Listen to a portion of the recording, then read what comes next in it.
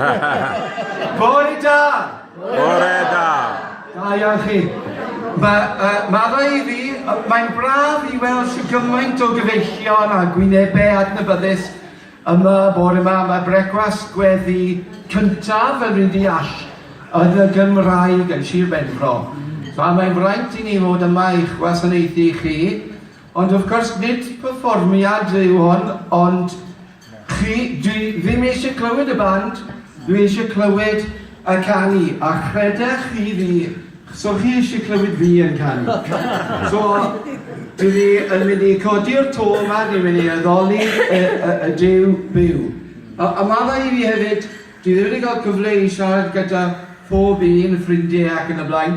Dwi'n meddwl mae y ddywediad am malarch. Mae malarch ar yr afon yn edrych mor elegant a thawel, a dan y dŵr mae'r coesau'n mynd â holl gwaith yn dyfe. Wel, dwi y ffordd arall drwg, hynny yw dwi'n edrych yn brysur, ond so fi'n neud lot. Ond dyn ni'n mynd i dechrau addoli ein hardwy ddiw, a dwi am i chi os gwelwch yn dda, troi i'r cefn y llyfryn, reit i'r gefn, a dyn ni'n mynd i ganu air disglau'r Duw i ddechrau. Nawr, chymod, pan o'n i'n blentyn, o'n i wastad yn dechrau darllen y catalog o'r cefn achos fyna oedd y teganau. So, gawn ni ddechrau felly gyda air disglau'r Duw.